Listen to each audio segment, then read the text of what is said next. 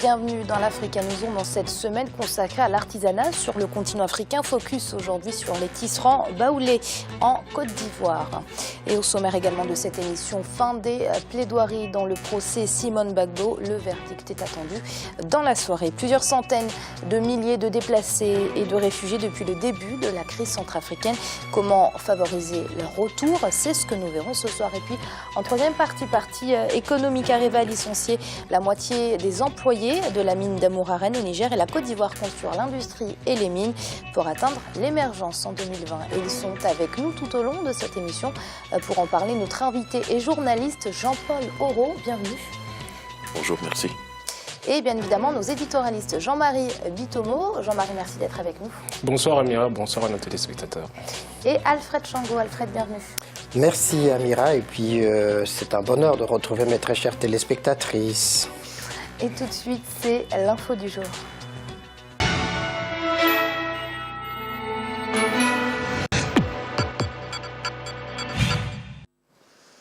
Le procès de l'ancienne première dame ivoirienne Simone Gbagbo et de ses co-accusés a été suspendu ce vendredi 6 mars et renvoyé à ce lundi. Le parquet général a levé l'accusation d'attentat contre l'autorité de l'État et a conservé les motifs de troubles à l'ordre public et constitution de bandes armées pendant la crise post-électorale de 2010-2011. Le verdict est attendu dans la soirée puisque la Cour doit se retirer sans délai pour délibérer. Un sujet d'Amina Tatiak. En Côte d'Ivoire, le procès de l'ex-première dame Simone Gbagbo et de ses 80 co-accusés reprend ce lundi 9 mars. L'audience a été suspendue ce vendredi après une longue journée de plaidoirie et de répliques. Ce lundi, les accusés auront droit à un dernier mot avant que la Cour ne se retire pour rendre son verdict. Pour la défense, il est important, à l'issue du procès, de réconcilier les Ivoiriens. Il ne faudrait pas qu'il y ait une justice des vainqueurs et une justice des vaincus. On a gaspillé des millions et des millions pour la réconciliation avec la commission de réconciliation. Et on a vu ce que cela a donné. Mais ce verdict-là peut réconcilier et doit réconcilier les Ivoiriens. Pour certains analystes, plusieurs faits viennent compromettre le caractère équitable du procès. Je crois que le procès, déjà, il n'est pas équitable. Les conditions de détention des gens qui sont attraits devant la justice ivoirienne, là, ne remplit pas les conditions que le droit prévoit pour des personnes à qui on reproche des choses. D'abord, il y a certains co-accusés qui n'avaient pas accès à leurs avocats. On savait même pas où ils étaient détenus. Je me pose la question sur l'indépendance des juges et même est-ce qu'il y a un procès équitable? C'est-à-dire que est-ce que les parties disposent des mêmes armes? Est-ce que les pièces sont communiquées? Parce que le principe du contradictoire exige que chaque partie dispose des mêmes pièces. Après plus de 2 mois d'audience, les avocats de la défense ont demandé l'acquittement pour Simone Gbagbo, dénonçant le manque de preuves. L'ancienne première dame risque 10 ans de prison. Monsieur Auro, on parle d'un procès précipité, pas forcément bien organisé. Le parquet général a d'ailleurs abandonné la charge de complot contre l'État. Qu'est-ce que ça veut dire qu'il y a un défaut de preuve dans ce procès? À beaucoup de points, on a remarqué lors de ce procès qu'il y avait un déficit de preuves concernant l'ex-première dame ivoirienne et c'était les 80 de ses co-accusés. Mais comme vous le dites vous-même, ce procès ressemble à...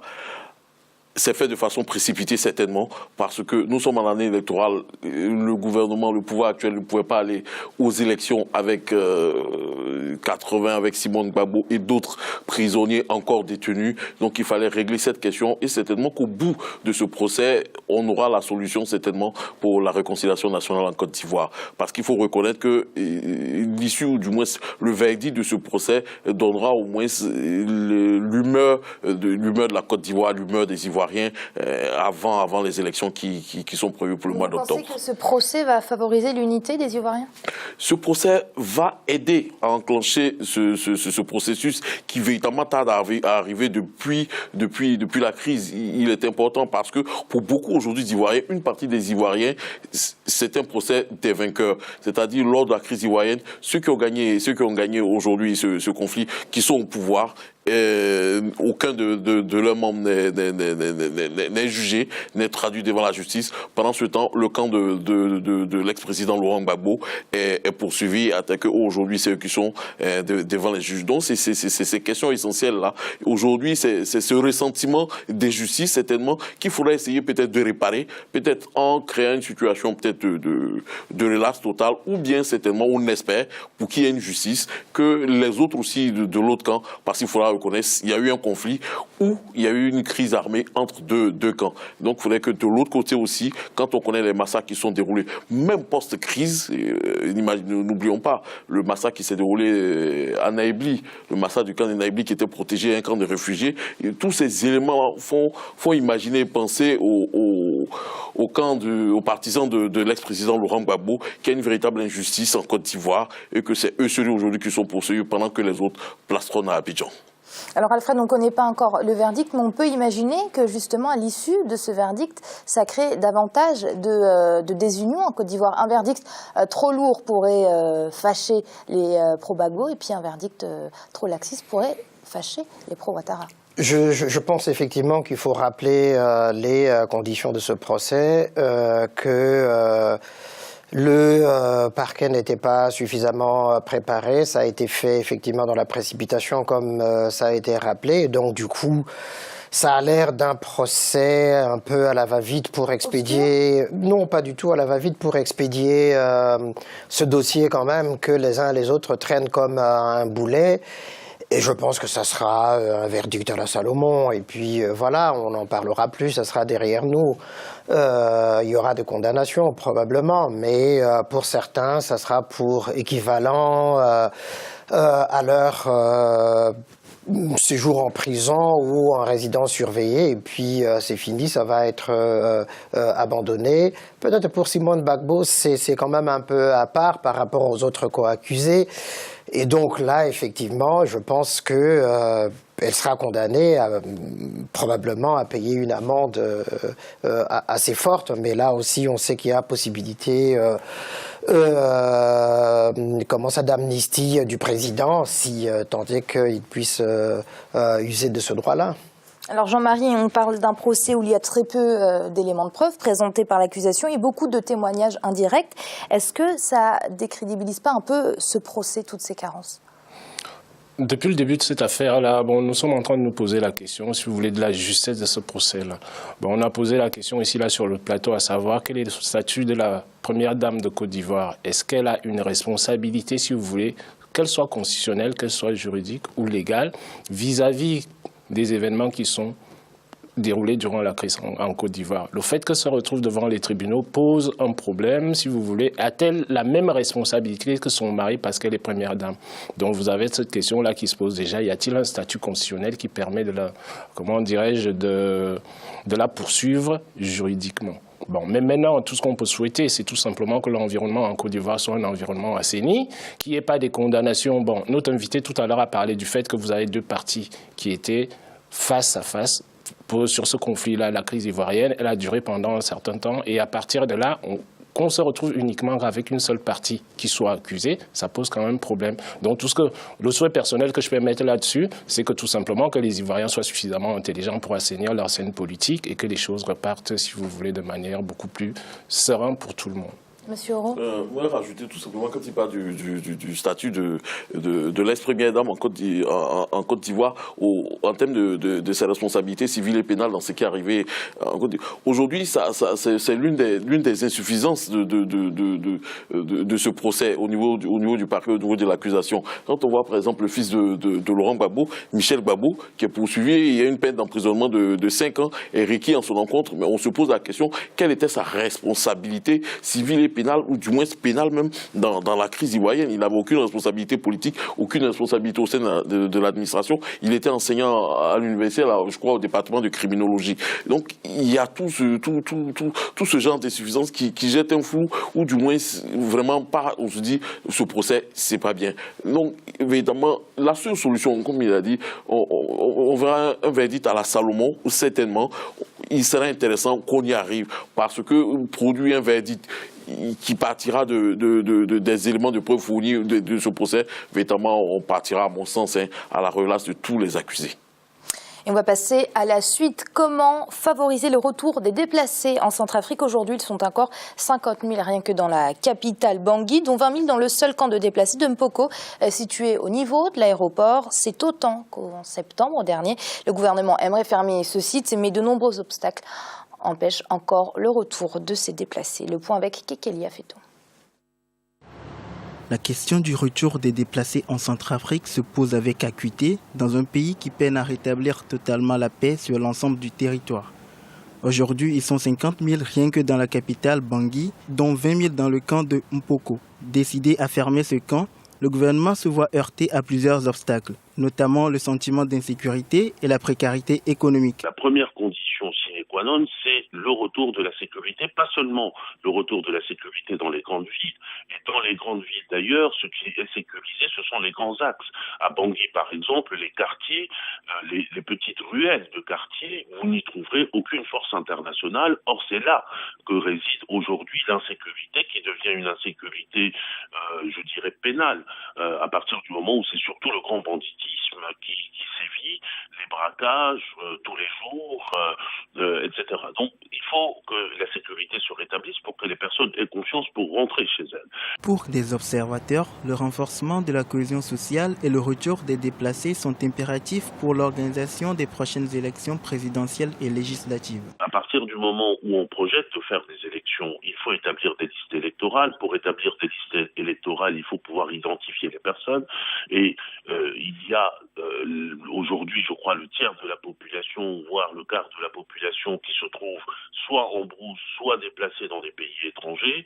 Et ajouter à cela des actes d'état civil ou des centres d'état civil qui ont été complètement détruits pendant la crise que nous traversons, ce qui fait qu'on est dans un état, une sorte de no man's land d'identification des personnes, les nationaux, les non-nationaux, les citoyens, les non-citoyens. Depuis le renversement du président François Bozizé en mars 2013 par la coalition rebelle Seleka, la Centrafrique a sombré dans une crise sécuritaire et politique. Une crise qui a déplacé plus de 110 000 personnes dans les pays de la sous-région d'Afrique centrale. Alfred, comme le soulignait Jean-François Akanji Combé, le retour de ces déplacés est nécessaire pour l'organisation des élections présidentielles et législatives, des élections qui devraient favoriser en tout cas une sortie de crise rapide. Absolument, mais il faut remplir un certain nombre de conditions pour favoriser ce retour de toutes ces personnes déplacées ou des réfugiés dans les pays environnants. Notamment, il l'a rappelé, conditions de sécurité, mais je pense aussi conditions matérielles, parce que pour certaines personnes, leurs habitations ont été détruites et que donc, évidemment, leur retour est conditionné aussi par la reconstruction ou le rétablissement de leur propriété, de leur concession. Ça, c'est une chose. Ensuite, pour ce qui est de la question du recensement, ça c'est, enfin pour l'inscription dans les listes électorales, ça peut aller très vite, suivant les communes où habitent ces gens-là. On peut prendre des dispositions spéciales pour que les gens qui reviennent puissent aller directement dans leur mairie et puis avec leur carte d'identité et puis s'y inscrire. D'ici au moment des élections, il y a encore du temps. Mais c'est vraiment la condition de sécurité qui est primordiale, et puis la question du relogement ou du logement de ces personnes-là. Oui, Jean-Marie, parce que les autorités de transition ont appelé ces familles à rentrer chez elles, mais comme le soulignait Alfred, des maisons détruites, des gens qui ont quitté leur emploi, des enfants déscolarisés. Est-ce que les autorités de transition favorisent vraiment le retour de ces déplacés et de ces réfugiés ? Je pense que la problématique qui nous est posée à Mira, c'est une problématique qui est assez complexe. Tout simplement pourquoi ? Parce que là, pour que les individus reviennent en Centrafrique, ça voudrait dire quoi? Ça voudrait dire qu'il y a un cessez-le-feu total et qui sécurise les gens psychologiquement, que les gens sachent que si je retourne chez moi, je ne cours aucun risque. Donc, à l'heure actuelle, de mon point de vue, j'estime que nous sommes assez loin de cette solution-là. Tout simplement pourquoi? Parce que aujourd'hui, on tourne, c'est-à-dire pratiquement en rond sur la scène politique centrafricaine pour pouvoir trouver une solution. Vous avez déjà eu des tas et des tas d'émissaires. Il y a le président congolais qui est intervenu là-dedans, qui a semblé, si vous voulez, procurer des avancées à la stabilisation de la scène politique. Mais malheureusement, on ne fait que tourner en rond parce que les partis, de mon point de vue, il y a un manque de volonté globale pour que la stabilité puisse s'instaurer en Centrafrique. Tout simplement pourquoi? Parce que dès que vous avez certaines parties qui sont d'accord, les autres montent les enchères de l'autre côté. Donc à partir de là, c'est un problème qui est très très difficile.